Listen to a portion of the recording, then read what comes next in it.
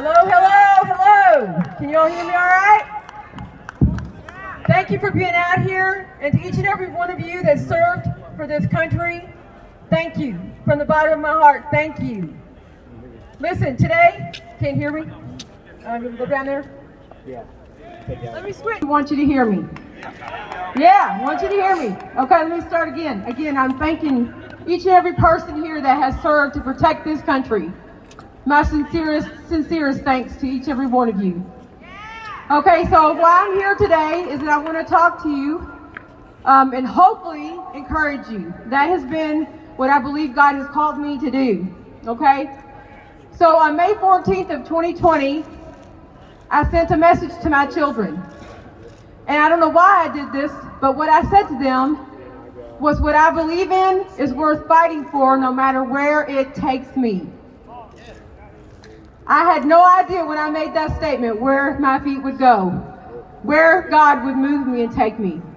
And I had no idea in May of 2020 that we would be standing here where we are in this great country at the very verge of losing it. I had no idea the fight that was ahead of me, ahead of us as a whole.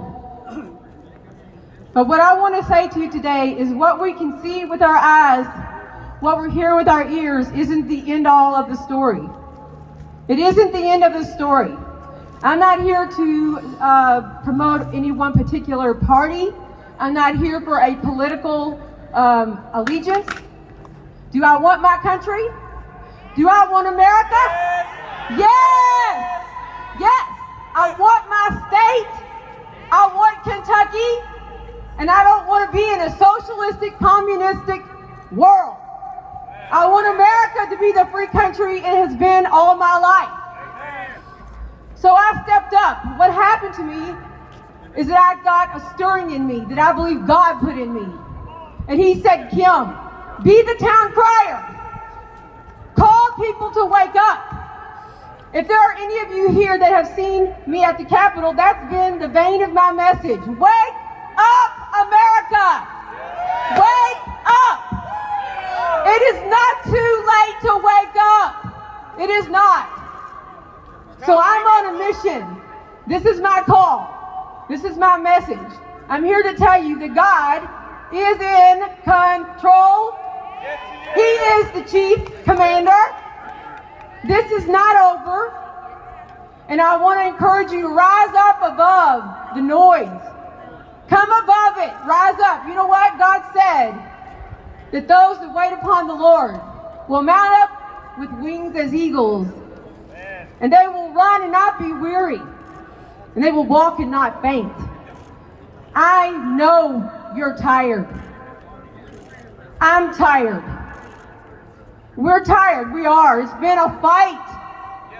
But let me tell you something. As cold as it is right now, as rainy as it's ever been that I've been out here, I'm still free. I'm free. You don't get freedom outside of the United States of America. We have to continue to engage in the fight. We can't just be tired and give up. Let me say this to you. The darkest hour, that's right before the dawn. And let me tell you this, the God that I know, he is not a defeated God. God does not call his people to awakened places.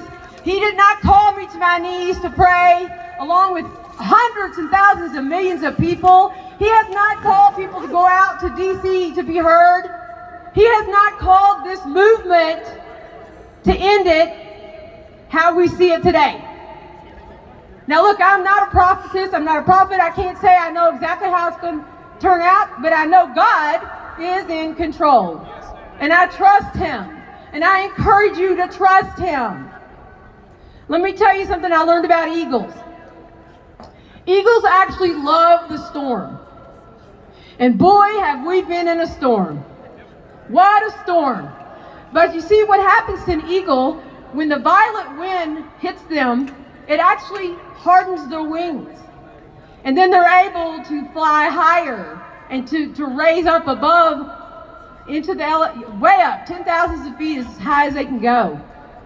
I say we mount up with wings, and I say we get above the noise and we watch God do His work. You know, when DC chaos broke, I had the oddest peace. Not that I'm not for any kind of chaos. I'm not for violence. I'm not for chaos.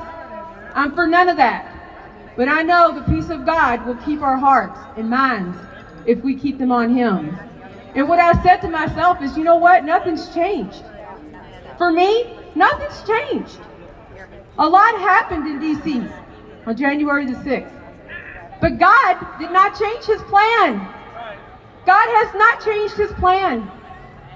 You know, it's God fashion. I love the way He is, guys. This is the last thing I'm going to tell you. You know, whether it's a good thing or a bad thing, it's irrelevant. It's just God. God is an 11th hour God. You know, I guess for me, it got exciting because I know God.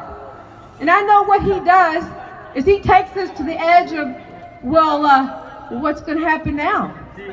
Well, what's our out now? You know, we're looking for the out. But let me just remind you, when Daniel was thrown into the lion's den, God gave him an out. When the Israelites were up against the Red Sea, God gave them an out. When Shadrach, Meshach, and Abednego were thrown into the fiery furnace, there wasn't a back door to get out of it. There is no back door. And here's the only thing that I am 100% confident.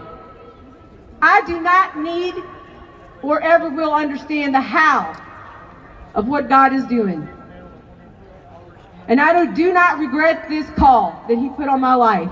It has been by far the most terrifying ride, but it's also been the most exciting ride of my life.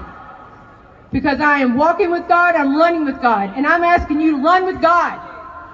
Run with Him. Do not get weary. Do not give up. Do not lay down the battle. Battle it out with your prayers. Keep praying for America. Keep praying for Kentucky. We're seeing a lot of good changes happening, and I know it's because of praying. It's because of trusting God. Again, don't give up. Please keep fighting. I love my God. I love my family. And I love this great United States of America. Keep fighting! Keep fighting!